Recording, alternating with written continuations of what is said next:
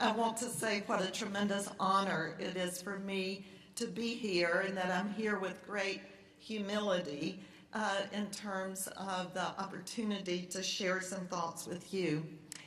This past year I turned 65, and for me turning 40 or 50 or 60 was not very impactful, but I'll have to say turning 65 has enabled me to reflect on where my work has been, where the field has been, and where I think we need to go. I was reminded of a 16th century scholar who said, if youth knew what to do and age could do what it knows, no man, and if he were living today, I think he would say, or woman, would ever be poor. And I'm sure you've heard the shortened version of that, if youth knew and if age could. I'm going to share some of the things that I've learned over the last 4 professional and personal decades that I wish that I had known in my youth. The vast majority of you, my friends, have youth on your side more than I do, more than my baby boomer contemporaries do. And there are so many opportunities to do what we have not yet accomplished. So by converging the youth and the age in this room and elsewhere, we have our greatest challenge and our greatest opportunity to put individuals with disabilities who are children, youth, and adults on the trajectory of being able to live their lives inclusively over the entire lifespan. So that is my focus this morning, what I'd like to call enviable lives, and I'll tell you where that came from, that phrase, a lifespan, a full lifespan perspective on family and community partnerships. Well, in starting my presentation, I want to do what Renee asked me to do first, which is to share some of my own perspectives of what the meaning of my work has been and what my unique contribution has been. And so as I reflected on that, it was really obvious to me that I had been a combination of a person wearing what I'll call in this instance my blue professional hat.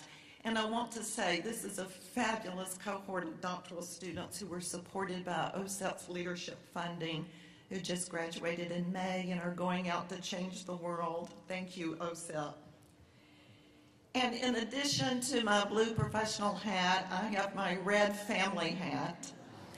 I put a chef's hat in red rather than white because I'm really not an authentic chef, and I didn't want to presume that I fit that easily.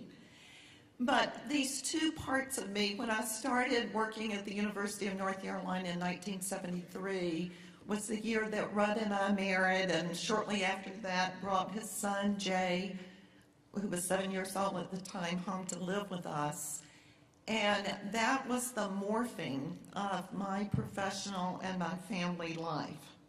So I thought, well, this created this, the red and the blue kind of went into this purple perspective of me being really neither fish nor fowl, neither fully professional or fully family member, but some combination of both.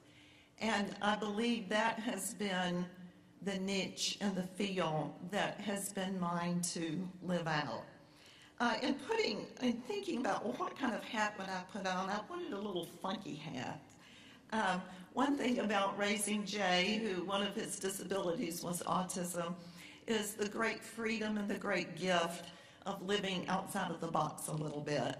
And so something that I value about myself is that I'm not a particular conformist when it comes to a lot of things. One of the very early contributions that Rudd and I made was editing a book, Parents Speak Out. This is an antique. This came out in 1978. And it was a compendium of essays by parents who were professionals in the field who were talking about their family experiences. We published that in 1978 and again in 1985 with an update of those families. And it was our coming out about what we were learning as professionals who went into parenthood of Jay with great confidence that because of our professional backgrounds, we were uniquely qualified for this role, and hit the wall in a lot of ways and found it a whole lot more challenging than we thought. And it was looking at this other side of what we call the two-way mirror. Raise your hand if you've ever seen or read any of these essays, and don't feel like you need to make me feel good because this is an antique. But that's interesting to see that how that has contributed to the field, we hope. Well, this is Jay Turnbull at his 40th birthday. This was at a very large bar in Lawrence with about 100 of his closest friends. And he was on the stage at the end of the evening with his great love of music as the last song, singing Annie's song. You fill up my senses like a night in the forest, like the mountains in springtime, like a walk in the rain. Little did we have any idea that night, with the amazing sense of community that was in that room, that within a year, very suddenly and shockingly, Jay would have a major cardiac arrest, and that then Jay died at the age of 41. What Rudd and I have always said that Jay was our best professor. Those of you who knew Jay and knew us know that Jay had very high standards for his life in terms of how he expected us and his friends to truly create the context for the quality of life that he so much wanted to experience. Rudd and I would laugh and say that Jay was our best professor, but the problem with him was that he would always give us the final exam before we had the course. Because it seemed like every time we could get to the next level, then Jay had his eye on the next level. And so he was a very demanding professor. Jay had multiple disabilities when he was born, and shortly thereafter he was identified as having very significant intellectual disability. On in his elementary years, he was identified as having autism, but his greatest disability, the one that caused him the greatest angst, as well as his family and friends, was a bipolar disorder, and his depressive cycles were very, very painful for him and for all of us, and his hyped up cycles kind of kept us all on our toes. So Jay came to live with us in Chapel Hill when he was 7. That was in 1973, and as you'll recall, that was 2 years before IDEA was passed. But later, most of Jay's life, it's the results of IDEA that we tried to keep our eye on. Melanie just gave us a great challenge in terms of the emphasis on being results-oriented. And I want to call your attention to the 4 major outcomes of IDEA: equality of opportunity, full participation, independent living, and economic self-sufficiency. And to say these are not only IDEA's outcomes, these are ADA's, Americans with Disabilities Act outcomes, and the outcomes across the legislative agenda of the disability field in America. That basically these are America's promises to individuals with disabilities and their families across the lifespan. For those of us in education, I think it is critically important for us to embrace the fact that reading and math and the Common Core standards are critically important, but they are means, they are not ends. The ends are these 4 results And we have to forever keep our eye on the fact. When Melanie talked about her husband's transformation from his early environment to college and law school and being a senator, what did she say? Melody, where are you? What did you say? You said his teachers and his coaches encouraged him and supported him. And that encouragement and that support is going to be a theme of my presentation in terms of how do we get to these results. So, I want to pose a question for us as I go through this presentation. And it's something that Rudd and I both have given a lot of thought to, given that we've had now almost 50 years to reflect on this in terms of Jay being 41 when he died several years ago. So we're going on 45 years of thinking about what withstands the test of time. What is it that we can do at each of the levels of special education and beyond that truly withstands the test of time in terms of accomplishing IDEA's outcomes? In education, we are brought up to believe that it's really about what you know. That if you know a lot, then that is going to be your ticket to quality of life. In business and politics, the emphasis is much more on who you know. If you know the right people and if you can pull the right levers and then to get what you want, then you're going to have quality of life. I want you to listen to my presentation and to discern, and we'll come back to this at the end, what did Jay teach Rudd and me over 4 decades about what withstands the test of time? The life cycle. It's so important for those of us in special education to embrace, because the life cycle, the lifespan for people with disabilities is typically about 80 years. So Jay got about half of what his expected life cycle would be. For those of us in special education, we are covering from birth to 21, or maybe in transition programs, we might look at outcomes to 25 or 26.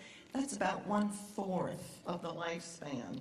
If we really want people with disabilities to live life fully, what supports do they have in the other 3/4 of their lifespan? We'll come back to that. We'll start with what we know best, the years of special education. In terms of early childhood, that was a part of Jay's life that happened before Rudd and I married. When Jay was born, his biological mother, when many mothers experience postpartum depression, she experienced schizophrenia. And from the very beginning, she was in long-term hospitalization during Jay's early years, and not able to come out of the hospital until she felt that Jay could be taken care of by someone else. When I said to Rudd, being a single father in the late 60s, early 70s, long before Part C or Part H, for those of us who go way back, how did you do it, Rudd? How did you survive? What withstood the test of time that happened to Jay in his first 6 years? And he said, oh, it was Cordelia. Cordelia was a paraprofessional at a preschool that was operated by a church, located in a church basement, that was more of a child care program than a developmental program for children with disabilities. It was located in Durham rather than Chapel Hill where Rudd lived. It was about a 12-mile maybe commute for Rudd in the morning. And when in that program was Cordelia, and when Jay's biological mother was in the hospital and unable to mother him, when Rudd was traveling in his work and when he was trying to keep his life going and together, Cordelia took Jay home and kept him for significant amounts of time over about a 6-month period. Can you look at Jay's face and see, excuse me, see the security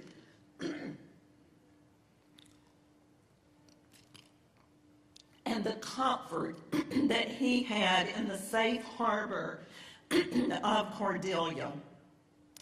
It was the relationship of whatever it took for family support at that time that Rudd credits being able to stay together to keep Jay moving forward and to move toward more stable family life for Jay.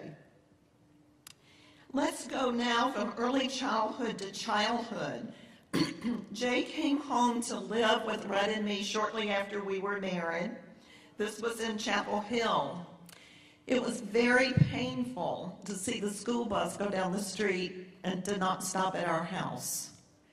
Many people who now think we're far too legalistic only should go back and know what it was like to not have the opportunity for a free, appropriate public education.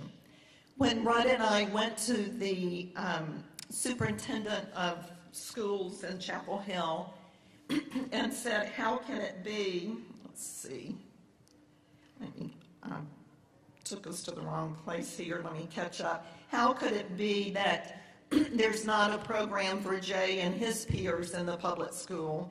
And he said, Ann and Rudd, if you will go over to Raleigh and talk with the State Department director and get I think then it was a Title 6B grant, and if you will find a teacher that's been one of the students in the university, and if you will find 6 or 8 other families who want their child to be educated, we will develop a room. We will provide a room, and the room was in the administration building in Chapel Hill, the only room for children. It was an old storage room that they converted into a classroom, the only classroom for children with or without disabilities in that building. When we look back at what withstood the test of time, it was really family advocacy. Because if it had not been for our advocacy, that program would not have been in place. And it would have been several years later, probably when Jay was more like 10 or 11 years old, when IDEA went into effect in 1978, that he would have had his first class. So Jay did have a wonderful teacher. Who can name this special educator? I was hoping she would be here, but she's not. Does anybody recognize? Barbara Smith from, thank you, Susan. Barbara Smith from the University of Colorado at Denver was a graduate student in North Carolina and one of Jay's first teachers. We've had, as you'll see through my presentation, we've had some of the best of the best. So then we went to adolescence. And if we look back at what withstood the test of time, all we can say is that we survived those years. Jay's high school education, the teacher would put on reruns of the Bill Cosby show for a large percentage of the time. And she said that she did this in order to provide leisure education for the students. And we found out a lot that went on in the classroom from a student teacher who was placed there. The vision was that all the students would transition to the sheltered workshop, and they would work at the sheltered workshop for the rest of their lives for wages like 63 cents an hour or $1.10 an hour. It was at this time that Rob Horner and Tom Bellamy out in Oregon were letting us know through their innovative research that supported employment was a possibility. And when we would talk with the teacher about supported employment like they were doing in Oregon, she would say, "You're just not being realistic. Jay is the most disabled student in the class. Why should he get to go to supported employment when all of the other students are going to the sheltered workshop who are so much more capable than he is?" She said, "Ann and Rudd, you just want special treatment." And we said, "We really don't want special treatment. We would love for all of the students to go to supported employment." These years were really crisis. And what I wanted to say as I was putting my presentation together, I realized that just last month in Rhode Island, a court decision came down that some of the public schools in Rhode Island can no longer have their students in sheltered workshops, but must provide supported employment. This is 25 years later. And this issue that Rob Horner knew so long ago, that he put Rudd and me on the road to so long ago, is still a barrier. And that's why we can never have independent living and full participation in economic self-sufficiency as long as students with disabilities transition to sheltered workshops. So, crisis time for the Turnbulls. The program in Lawrence transitioned the students in their high school program to group home living and to sheltered workshop. And Rudd and I knew that this wasn't where Jay needed to be, but it was the only thing available, and this program was winning national awards for providing services. And in the group home, when Jay would refuse to get up in the morning, they had a water gun and they would shoot water in his face. And that was their intervention. Jay became very self-injurious and very aggressive toward others. He just picked out one person in the program to hit and choke every time he saw him. And I'll have to give Jay a lot of credit. You know, I don't know exactly how he picked the son of the state legislator to do this to. I don't know how he really knew the power guy who could get him at spell quicker than anyone else in the group home. But Jay Turnbull hit and choked the state legislator's son every time he saw him. And so at age 20, Jay was at spell from the only adult program in Lawrence. And that was really difficult times. Those of you who are parents, I'm sure, can identify with this comment, "You are only as happy as your saddest child." Jay was very, very sad. And all of us were very sad. The phone was ringing constantly with the latest outburst he had.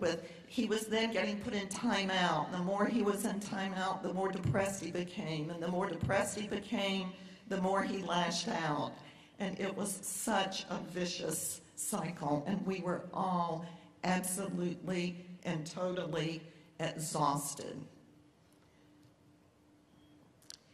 And when Jay's sister, who was then about in 5th grade, Kate, his younger sister, went to see Jay in the group home, she was very perplexed when she came back home to our house. This was her first visit. She wouldn't say anything for a long time. She was very silent. She was obviously very upset. And finally, after pushing her and saying, "Kate, what did you think? What's on your mind? Why are you so upset?" And she said, "Mom, you wouldn't want to live there. Mom, promise me you will never put me there. Mom, why is it okay for Jay to live there?" Boy, that was tough in the program that was winning national awards in the community for a 4th grader to use the flesh and blood test rather than a double standard test, and to say, "You wouldn't want it and I wouldn't want it. Why do we say it's okay for Jay?" I want to ask you now a question. I want you to think of all the people with very significant disabilities who you know, who need 24/7 support across their adult life cycle. I want you to think of all the people you know, and I want you to think of the people you know who have an enviable life. And by enviable life, I mean a life that Kate and you would want to live yourself, a life that would pass the flesh and blood test for you, that it would be okay for you and your family to live that kind of life. Now, let me ask you to raise your hand. I want to know how many of you know at least 10 people with very significant disabilities who have an enviable life. Raise your hands tall. We have one hand. Jackie, fabulous. One hand. How many of you know at least 5 people who you would want to live the life and you would want your children and yourself and your partner to live? Raise your hand. We have one more hand, folks. How many of you know at least one person who you would take the flesh and blood test and you would put yourself and your family in their place? That's not enough outcome.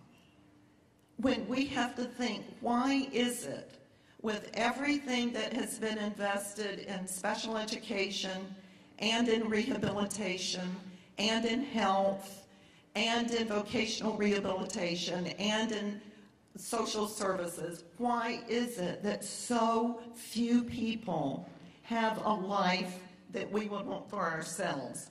I have to tell you about this enviable. I was talking about an enviable life, and someone said, that's a sin. You know, I'm Catholic, and you're asking me to commit a sin to want an enviable life. And I said, oh no, don't take it that literally. So, one of our friends at this time said, Ann and Rudd, no matter how far down the wrong road you go, if it's the wrong road, turn around. And there was no other program. We started Jay's first program. We didn't want to start his adult program. We were tired. We had 2 jobs. We had 2 other children. We wanted a life of our own. We did not want to create support for the next 75 years of Jay's lifespan. But it was obvious that the system that was set up to provide support. And let me ask you this. Who prepares the professional development for the adult years? Do you know professional development really stops at age 21? Who is it? I mean, which one of our programs will be the program that prepares the staff to really implement the adult supports that it's going to take to accomplish IDEA's outcomes? We'll come back to that issue. Rudd and I went to talk with the director of the program, and he was going to tell us he was at spelling Jay, and we were going to tell him we were withdrawing Jay from the program before he could at spelling. And we told him that we were going to start a small adult agency in Lawrence that would do real jobs and real homes and real friends for people with disabilities, that we had a very, very different vision than what the established program could ever offer.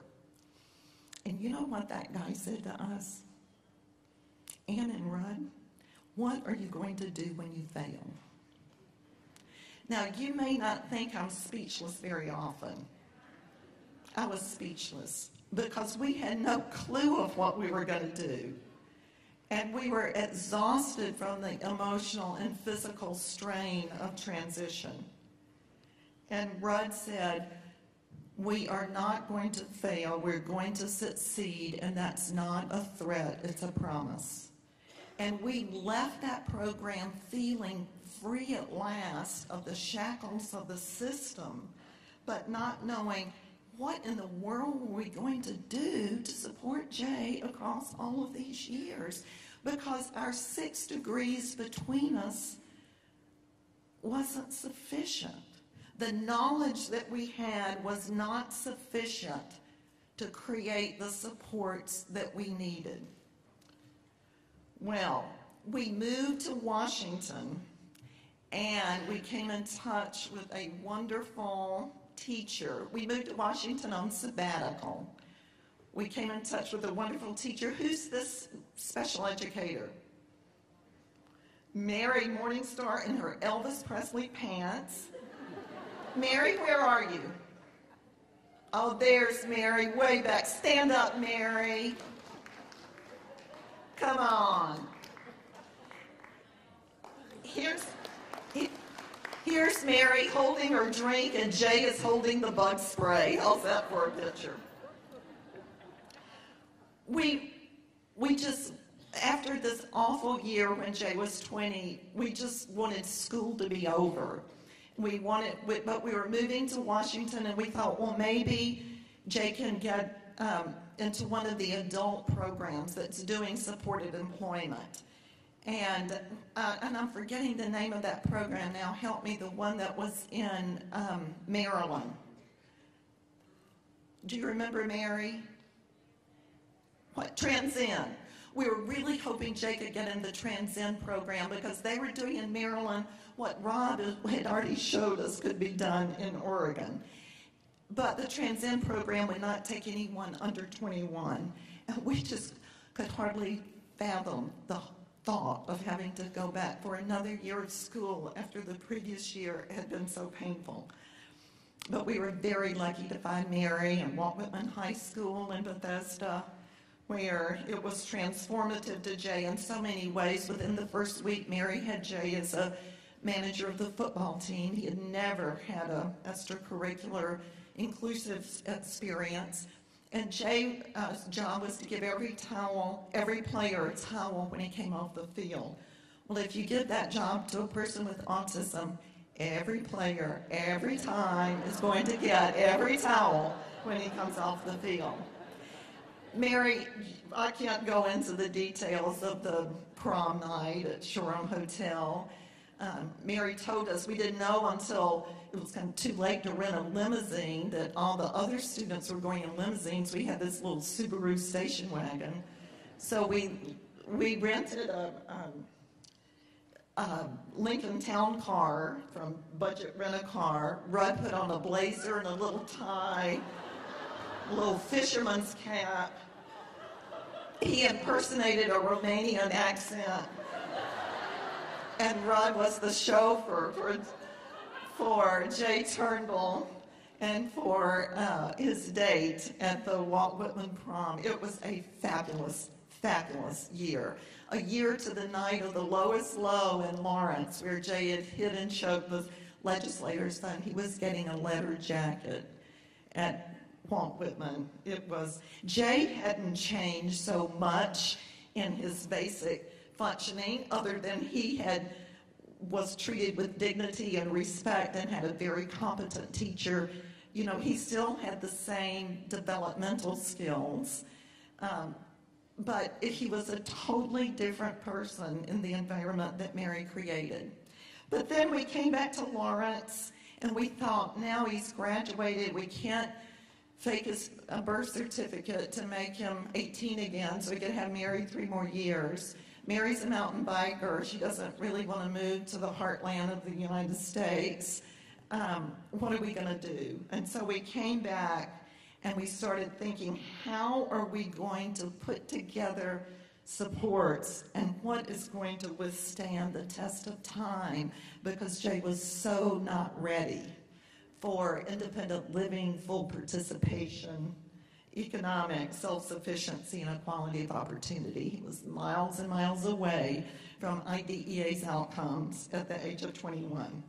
And so we have this whole nother 75% of the lifespan with no support system that has training and professional development. And what are we going to do? Well, in terms of adulthood, Melody has already told us about the poor outcomes in employment, that only about 1/3 of people with disabilities or less have jobs, and that this really hasn't changed from 1998 to 2010. Isn't that unfortunate? That there has not been a significant increase in employment outcomes. What is the impact of severe disability? That often it's the people such as Jay who have the most significant disabilities who really get written off and say, well, we don't really mean it for those students. So the impact of severe disabilities, that people without disabilities, 60% employment, slight or moderate disabilities, more 28% or 30%, and very or somewhat severe disabilities, 16%. And in this Harris poll, the definition of severe disability was much more generous than it is, I believe, in the field of special education. This number would have been even lower. So we get back, and there's really no services or supports, and we hire a guy to take Jay. Well, wait, we hired a guy to take Jay to exercise. Jay had his second or third week back, one activity in his week, and that was he had paid support to go to the health club. As the universe would have it, as fate would have it, whatever the power, this guy was the advisor at a fraternity house. And he would take Jay to the fraternity house. Jay loved music. And he would walk into the rooms of the guys with music. And also, we were very aligned with the stars in the sense that this was the time that Rain Man was very popular, and all of these guys wanted to be Tom Cruise, and they thought it was very cool to have a person with a disability in their fraternity. And so and we learned, what I want you to know is that when you get kicked out of programs and expelled from programs for people with disabilities, they do at fraternity parties every Saturday night. A little hitting, a little choking, a little noise coming from different parts of your body. All of that was very in. So there was nothing that Jay stood out about in terms of his behavior in an inclusive setting. Look at Jay at the pirate party. Now tell me which one of these people has a significant disability. This is what we need to be shooting for. And you think, is this just a fluke? The young man in the Northwestern sweatshirt, Pat Hughes, was Jay's major buddy in the fraternity, and he started an organization at KU, which now, about 28 years later, still is there, Natural Ties, where people with disabilities, one or two, are invited into different university organizations, and they have the support of not only their primary matched person in the fraternity, such as Pat, but for the whole fraternity, sorority, band. This has been going 28 years, and right now there are over 100 people with disabilities in Lawrence who have regular weekly recreational and social activities, and all of this started with Jay in the fraternity house.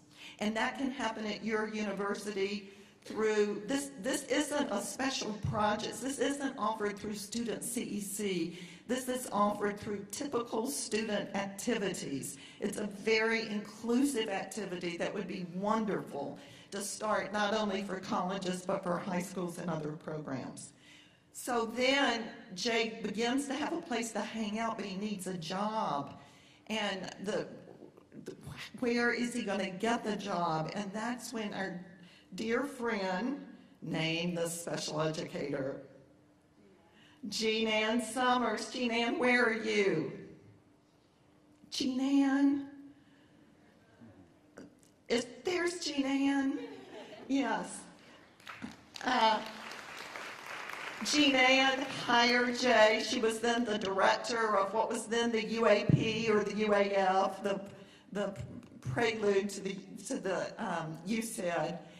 And so it was through friends that Jay got his job, and I was kind of feeling guilty about that until I looked around and realized how many people get their jobs through family and friends who don't have disabilities. So much of Jay's work was about the people that he got to see every day. The guy at the top is the major administrator in our unit, who Jay always had a sense of kind of the people who were going to really support him, because Jay reached out to Ed, and Ed reached back to Jay, and Ed controlled the budget. And if Jay had lived to be 80 and had wanted to work for that long, Ed would have made sure that there was a way that could have been covered. It was the relationship that made all of the difference. And Wendy Parent, where are you, Wendy?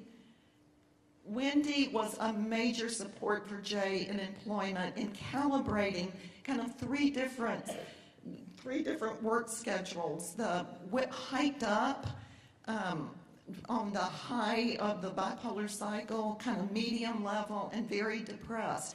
We couldn't just have one work schedule, but had to have multiple schedules. So Rudd and I said, as hard as we work and as much as we try, we can't do this by ourselves. That how are we going to, Jay's getting a job now, Jay's got a place to hang out, where's he going to live? What is his full 24/7 support going to be? We need more than our family. And we thought about just how do we create a bond or a sense of community, with the Latin word of cum means together among each other, and munus means to gift. What is the essence of how do we create a community to give among each other to support Jay outside of the system? And at this time in our research, we were studying what it takes to have meaningful partnerships. And we knew that the essence of we desperately needed allies who would come to the table with a sense of respect and commitment and equality and advocacy and trust. And it wouldn't be the people who are going to say, what do you do when you fail? And it wouldn't be the people who are going to show Bill Cosby's show. But it was going to be people who had high expectations and who could walk with us through the good times and the bad. And there were plenty of good ones, and there were also a lot of really tough times. So we were concerned about person-centered planning, that it seemed like a lot that we saw is a lot of time in person-centered planning was spent in planning, but not in action. So all these visionary plans would be developed, and then you'd come back a year later and you'd talk about those visionary plans again. But we thought we need action as much as we need planning. And so we called the version of our process group action planning, in terms of inviting support of people who were on the same page with us. And we tried to empower Jay to issue the invitation, even though he didn't write, he didn't type, but he could dictate this and have someone else write it. Dear people, will you come to a party at my house? Tom and Lily are my roommates. Dear friends, will you meet Lily and Tom? It's like in that paragraph, Jay knows something about relationships, that it was really about the connection among people. Now, can you tell one of his favorite pastimes? Bring food like cake and ice cream or cookies or bananas or watermelon or chicken or hot dogs or hamburgers or pie or nectarines or cucumbers or carrots. I'll bring the pop and M&Ms. Dear people, bring friends. And that was the essence. It was the transforming element of Jay's life, that friends came. And then with those friends, we thought, okay, we invite support. Then we don't just let bonding happen by accident. We facilitate heart-to-heart connection. We facilitate getting on the same page and truly caring, not just about Jay, but caring about everyone. This is a meeting, a group action planning meeting that was held at our house, and Jay had a new job coach this day. And so I had asked everyone at the beginning, Tell Jay's new job coach something positive that you think about Jay so she can get to know Jay through your eyes and through your connection as well as through her own efforts. And this is just about a 1.5-minute clip. Well, Jay has a really good heart, and he means well to all the people. I think Jay really knows how to enjoy life, and I've learned how to enjoy life just by being around him, slowing down, knows what he likes, and he won't be pushed. Well, working with him today, I found out he's a hard worker. This is the new job coach. Just run along everything I asked, and he just took it and did it. So it's great. He always sings songs with me. Whenever I want to sing a song, he always sings. Good. Red? Sister. He's my best buddy. Best buddy. He's my best man. Great. Best man. You're my best man, JT. His dad. You were. He's very empathetic with other people's feelings, particularly their sadness or their frustration, that he really likes to comfort and nurture others. He's very simple. He appreciates things that are very simple. Another sister. And I'll add to that, he's quiet. You don't feel, with Jay, you don't feel obligated to entertain. It's just, let's be together. Okay.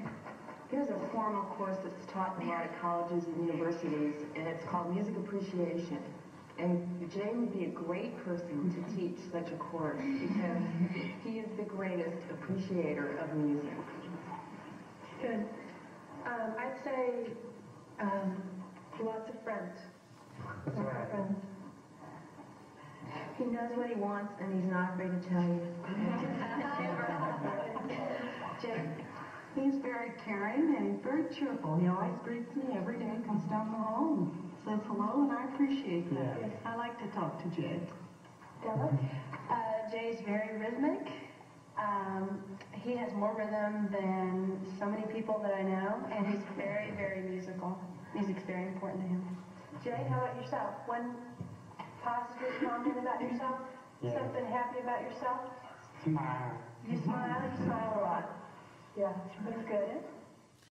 We heard more positives in that minute and a half than sometime we would go years. And it's so easy to facilitate positiveness by just inviting everyone to say something that they appreciate and letting Jay's new job coach kind of meet him as not as this person who needs 3 different job coaching programs in order to get things done and who could be aggressive on the wrong day, but all of these different attributes. Now, name the special educator. Amy McCart. Amy, raise your hand. There's a young Amy who was magnificently supportive of Jay and us through many, many good and bad times, and we'll forever be grateful, Amy. And also, Jane Wagner, where are you? Jane, I should have had Jane's picture up here too, because Jane was in the circle. She was Jay's language and communication coach for years and years and made a huge positive difference. And Carla Jackson, where are you, Carla? Carla was Jane's graduate student who supported us and supported Jay. And these are people that the bond, you know, we will always feel a sense of connection. Salis, I used to live. I want you just to see how much fun we had at meetings and think how different this is from an IEP conference. And we became really good friends. What song do you sing with him, Jay? What do you sing with him? No, say ya. You know, me salud. I'll see you later. Salud. That's a song in Spanish that is, no, señor, yo no me casaré. Así le digo al cura y así le digo al juez. Jay became bilingual. You're doing better than your parents and their partner. That's right. Hey, so listen, Joe, I do have a new apartment. So lots of really fun times of a great sense of connection. We weren't just there operating out of our heads. we were operating out of our heads. That was very important, but not just our heads, but also our hearts. And that made so much difference. And so then part of group action planning is great expectations of how much more could be envisioned for Jay and with Jay when we had allies as contrasted to Rudd and I and Kate and Amy needing to do it all ourselves. And so there's such potential in collectivity that was so obvious to us, that in being able to solve a lot of problems and to be able to create a lot of community inclusiveness. The person in the video, Alessandro, who talked about Jay teaching music appreciation, is a wonderful professor of music therapy, sadly now at Florida State rather than KU. We miss her at KU. But she had her students every semester provide music therapy to Jay, and this student taught Jay to play 2 chords. He color-coded chords on the guitar, and Jay could play 2 chords, and Jay was very proud of the songs that he could play. All of this support was there in our community, but until we really invited support and asked people for help, it wasn't naturally coming our way. We had to open the door for it to come our way. Where was Jay going to live? Never in my wildest dreams did I think Jay's supported living would be facilitated by fraternity guys who wanted to be Tom Cruise. But it was these guys who came to us and said, Ann and Rudd, as long as Jay continues to live at home, he's not going to take the steps of independence because the 2 of you are going to be doing too much for him. And just like we wanted to move out from our parents, Amy and Kate want to move out, let's give Jay the chance to move out. And the reason that happens so rarely for people with disabilities is because people with disabilities have so few friends often. People with truly significant 24/7 needs such as Jay typically go around in herds, and 6 or 8 people riding the little buses, going to the bowling alleys together, and they don't have a chance to get to know people heart to heart, the relationship that opens doors to opportunities. So here's Jay, and I wish I had my little flasher, but the pregnant woman up in the corner, in the northwest corner, how's that, Mary? Do you recognize yourself? Many years ago. Jay's birthdays, that home is not just a physical structure, but home was a place where Jay could invite his friends, where he could highlight his strengths, where there could be lots of celebration. So as we were working on anxiety and tension that goes along with autism and can go along with depression and other things Jay was experiencing, we kept thinking, well, people without disabilities, they pursue things like yoga and massage, but why is it for people with disabilities we always think of psychotropic drugs and behavioral programs? And behavioral programs are critically important, and Jay needed that and had that, and it was an element that was so important. But these other wellness techniques and developing bonds with the providers so that they knew just how to treat him and just how to lift his physical and emotional well-being through alternative therapies. But really, what was the most powerful thing of all, probably, and I shouldn't say that, because each of these pieces needs this. And you know, now, if families want to know about employment, they have to go to this website over here. And if they want to know about supported living, all that information's over here. And if they want to know about behavioral programs, and all this information is over here. How do people put together a whole life when they need something from all of that? And that was something that was so challenging. But we started focusing on what we call Cheers Connections. And do you remember the TV program Cheers? The place, the bar, where you could go where everyone knew your name. Well, Jay needed lots of places to go in our community where everyone knew his name because he might have an outburst. He might pull hair. He didn't do it often, but he did it. He might get himself in trouble in some way. And so this pictures this wonderful Natural Ties program that led to all sorts of social opportunities. This is a strange looking picture, the inside of a men's bathroom and a man standing on the outside. This is Free State Brewery, Lawrence, Kansas, where Jay was there one night as a regular who knew Alex in the picture, who is the assistant manager. And Jay was in a very flat, depressed mood. He went to the bathroom and stayed a really long time. His female companion got very concerned about was something wrong, but couldn't go in the men's bathroom after him. Finally, Jay came back to the table, didn't say anything. Alex came by and said to his companion, "Is Jay okay?" And she said, "What do you mean?" And he said, "Oh, Jay, didn't you tell her?" He said, "Jay was just in the men's bathroom, and I went in there, and some drunk guy had Jay by the shoulders, and he was just ready to slam him into the wall because he said Jay had put his eyes in the wrong place on him." And I thought, oh my gosh, social skills, where Jay's eyes are in the bathroom. We never included that skill. So Alex, the manager, had told that guy to leave Jay alone. Jay was a regular valued patron, and if he was going to act that way, to never come back to Free State again. And I said, "Alex, how was it that you have known to be such a true friend and advocate to Jay?" And he said, "Oh, when I was in elementary school, I went to Cordley, and the kids with disabilities were my PE class, and ever since then, I've just known that they're just kids." Well, Rudd and I were at Free State a couple of weeks ago, and I said, "Alex, can I take your picture of the men's bathroom?" I've got the speech to give, and I want to tell them this story. So this is 15 years later, but for full participation, an IDEA result, that really means the bathroom of Free State. How do we create safety nets for people? And it's through relationships. It's through caring relationships that happens.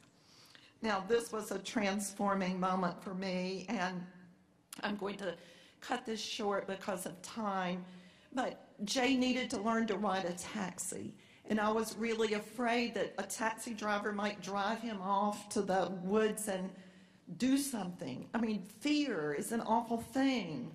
And I wondered, how are we going to do this? And so I went to see the taxi company in Lawrence and thinking, Ann, invite support, and create connections, and envision great expectations, practice what you preach. And went into this trailer, talked with the owner of the taxi company, told her about Jay.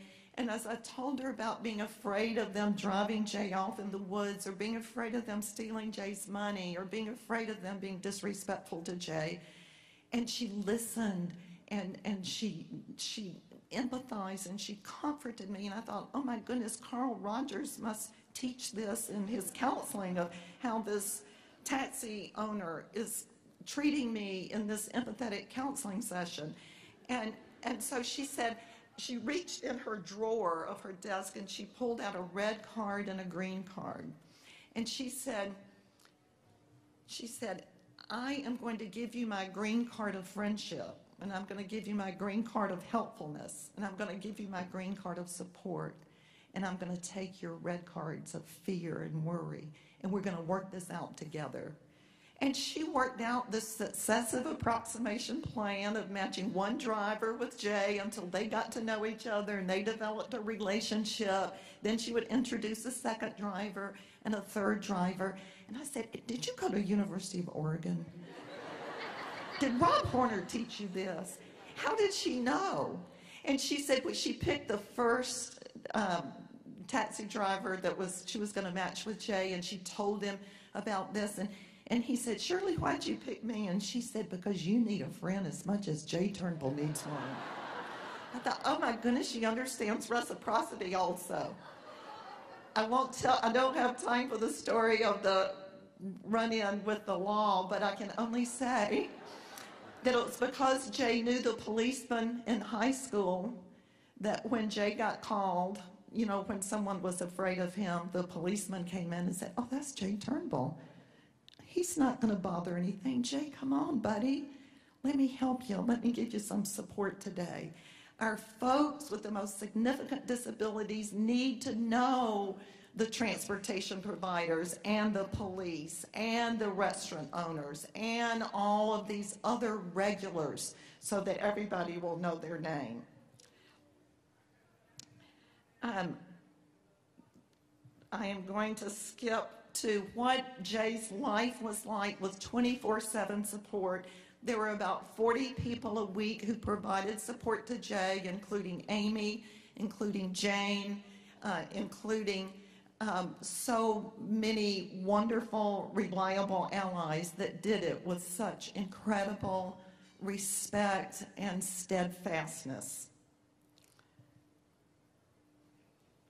I want you to see how we celebrated this with the group action planning. One of the great things, I think, if we all open our candles, is that every candle that people have is a different color. If you kind of look around the room, they're all the same size, but they're all a different color. And every candle is a different fragrance. And would you light our candles? If Rod and I were the only support for Jay, that it's just this much light that could generate for his life. And as hard as we worked, or as much as we tried to do, it would still be just the one family light. We kind of go to sisters and they add to his life, and each of you here add. You look at all the light, and as Rudd said earlier, I think one thing that we learned when they said to us, what are you going to do when you fail, is that it was going to be better for us to light a candle than to curse the darkness. But it's really all of the light from all of our candles that make this possible. And Rudd was saying earlier, and we want to underscore it so much, that the lights that shine here for Jay shine for each of you. And that as we look around the room, I really hope that we all have a sense that one of the greatest things that people with disabilities need is to have people to belong to, but it's one of the greatest needs that we all have. And through coming together for Jay, we come together for each other. Well, can I say something on your behalf, Jay? I mean, you have honored me with great compliments and with great help, and I always have the sense that I feel that when you talk, is that you owe it to me, and that I'm giving you a great favor. And I have never expressed back, and I think that is, I'm sure that if we ask here around the room, they probably would share the same feelings. And what I want to say is that I would like to thank you for giving us the opportunity to interact with Jay, not because he's so great and he's so amicable and likable and such a good friend, but because what I think that you're doing, it is really unique. And you are pushing the frontiers of mental retardation into being not so much an exclusive disability, but more like an inclusive disability that everybody has to share. I would like to thank you for giving me the opportunity to be part of this enterprise. Thank you. I'm gonna let it shine, let it shine, let it shine, let it shine. 5 years ago, we couldn't have thought of tonight. And the exciting thing for all of us is with all of the different gifts and talents represented by all the different colors of the candle. What will the year 2000 be like in Jay's life? What will 2010 be like? What will 2020 be like? We won't fit in this room. I was asking, what will the year 2010 and 2020 be like? And Amy said, we won't fit into this room. And I'm going to show you the prophecy of that in just a minute. But I want to go now to the eulogy at Jay's service that Mike Waymire gave that brings us down to the outcome of what withstands the test of time. Listen to this. When the press release announcing Jay's death was posted Wednesday night, I paused after I read the link from the KU homepage to that news release. That link read this. It said, "University mourns longtime employee Jay Turnbull." Think about that for a moment. That headline could just as easily have read, "University mourns son of distinguished professors," or "University mourns special worker." Instead, the headline points out a simple fact, that Jay was a person in and of himself, independent of who his parents were, or whether he had a disability or did not have a disability. He was a person who worked for 20 years and who contributed greatly to the mission of the Beach Center, the Lifespan Institute, the School of Education, and the University of Kansas. And in reflecting on that headline and thinking about Jay and his impact on my life and the lives of others, I realized that the most important lesson Jay taught me was not really about the possible lives that people with severe disabilities can lead, that people with severe disabilities could live in their own homes or perform meaningful work or lead full social life. These are important lessons. I don't want to undermine those. But those lessons are really about the business of education or the business of rehabilitation or the myriad of professions that provide the supports that sustain Jay and people like Jay. Know what Jay taught me and what I believe he taught so many people around the world who join us today to mourn his passing and to celebrate his life, was that we are not in the education business or the rehabilitation business or any other business. We are each of us in the dignity business. By the quality of his character and the example of his life, Jay reminds us of the dignity of living full lives, lives rich with friends and family, and the dignity of work and the security of home and the joy and the gift that is each and every day. What did Jay teach us over 4 decades? I want you to really think about the theme that has gone through everything that I've said, that it was not simply what he knew or simply who he or his family knew, but it was how well he and his reliable allies could create trusting partnerships that were reciprocal. Reciprocity enabled his trusting partnerships to grow exponentially and to flourish in creating and sustaining IDEA's results of equality of opportunity, full participation, independent living, and self-sufficiency. I didn't know, I realized through our life that this could happen through an action group, but it could happen outside of the system by people who were coming together to share their minds and their hearts and their time and their energy and visions to create something special. But it's through SWIFT, one of the recently funded projects from OSEP and directed by my dear colleagues and friends, Wayne Saylor and Amy McCart, who are here, that the challenge is to create this, or SWIFT, is to create these opportunities for schools to create the partnerships that will enable the quality of instruction, that will enable the quality of behavioral support, that will have the relationships that will withstand the test of time in terms of bringing together energy and synergy. I was thrilled through SWIFT to have the chance to visit one of the schools in California, Wish charter elementary school, where you could walk in the school, and I felt the energy and synergy in the school that I felt in the action group that night. The teachers, the families, the students, the community partners, all buzzing around with hopefulness, with support. And in conducting 9 focus groups with these folks, the theme over and over and over again is they all had each other's back. They all cared about each other. They all supported each other. And this enabled them to do their best job every day.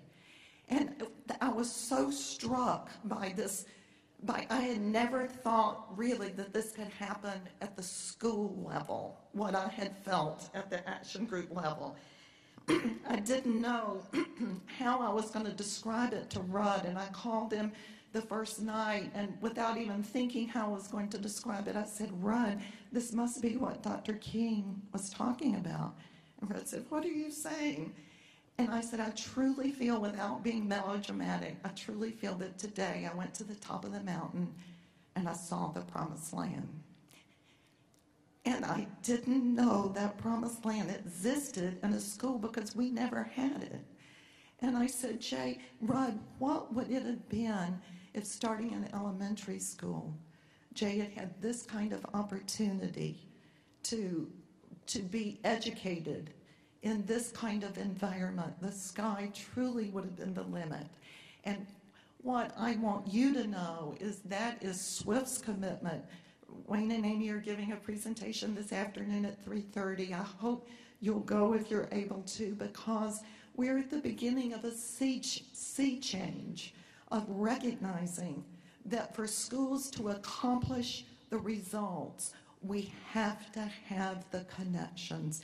And it's the connections that give the energy, that give the life, that give the sustenance to the hard work of accomplishing the outcomes. And I'm so honored to be a part of SWIFT, and I'm grateful, OSEP, for enabling the University of Kansas to have this opportunity. With my time gone, I'm going to skip some questions that I was going to ask you. I'll just ask you this last question. What are your individual and collective responsibilities in providing educational services and supports that withstand the test of time in producing IDEAs for results? We're going to see a very short video that was a celebration of Jay's life, and then I'll make a quick comment and we'll be done. This little light of mine, I'm gonna let it shine. This little light of mine, I'm gonna let it shine. This little light of mine, I'm gonna let it shine. Let it shine, let it shine, let it shine. You could sing along if you wanted to participate. Everywhere I go, I'm gonna let it shine. Everywhere I go, I'm gonna let it shine. Everywhere I go, I'm gonna let it shine. Let it shine, let it shine, let it shine. We've got the light of freedom, we're gonna let it shine. We've got the light of freedom, we're gonna let it shine. We've got the light of freedom, we're gonna let it shine. Let it shine, let it shine, let it shine. For Jay Turnbull, for Jay Turnbull, we're gonna let it shine. For Jay Turnbull, we're gonna let it shine. For Jay Turnbull, we're gonna let it shine. Let it shine, let it shine, let it shine. For our brothers and our sisters. Amy McCart, when we had that meeting 16 to 18 years ago, and I said, what will be happening in 2005 and 2010? And you said, we won't fit into this room. And I'll have to say that we were going to have this gathering at Jay's home tonight, but we couldn't fit into the room. And so we had to rent a place. Amy, the providence came true, and now we can go out and take that light into the lives of all of those people that Paul Marchand reminded us about. We thank you for being with us. We thank you for all that has been. We look forward to all that will be. We will keep Jay's legacy alive. We thank all of you who have traveled. We wish you safe travels home. And we will continue to share life's journeys together. God bless.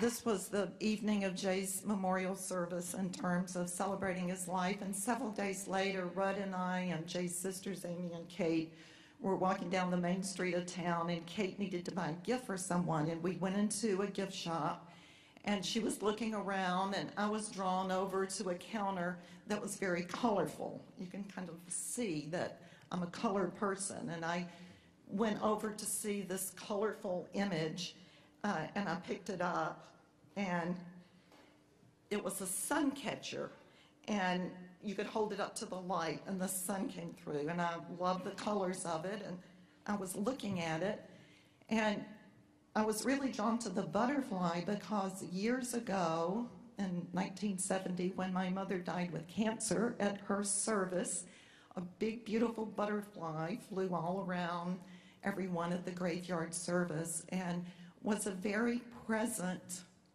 spirit there. And ever since then, there have been so many times when there has been so much serendipity in our lives about butterflies, that it has seemed to be, across the years and decades, a theme of a sense of spiritual connection in our life. And so I was drawn to this colorful object, and I thought, oh my gosh, it's a butterfly. And this is just like all the other times when just at the moment we most needed it, somehow a butterfly would come into our lives. And then I held it up to the light, and I turned it, and I looked at it more closely, and I gasped. Can you see why I gasp? What do you see? I said, JT. Oh my goodness. JT's initials. And I thought how fitting that it wouldn't be on the front, that you would have to turn it around, because everything about Jay you kind of did in a little different way. And I thought, and I took it to Rudd, and I took it to Amy, and I took it to Kate, and we all gasped at this, once again, having this butterfly appear, but never in our lives had we seen a butterfly with Jay's initials. And I thought, this is a spiritual connection. I was telling one of my friends this, and she said, well, maybe instead of spiritual connection, maybe instead of a message from Jay, that was really a message from your mother that she was embracing Jay. I said, I'll take that message too. And so in ending, I want to say Jay's last lesson to us, this butterfly, his last one, probably not his final one, but his last one, reminded me of Viktor Frankl's book of Man's Search for Meaning, that love is stronger than death, that love goes very far beyond the physical person of the beloved, as Frankl wrote. It finds its deepest meaning in his spiritual being, in his inner self. And so I close in saying that partnerships not only withstand the test of regular time, but also the test of infinite time, that Jay's enviable life, the key to Jay's enviable life, is the power of family and community partnerships throughout the lifespan and even beyond the lifespan. And you know, that is what I call truly withstanding the test of time. Thank you.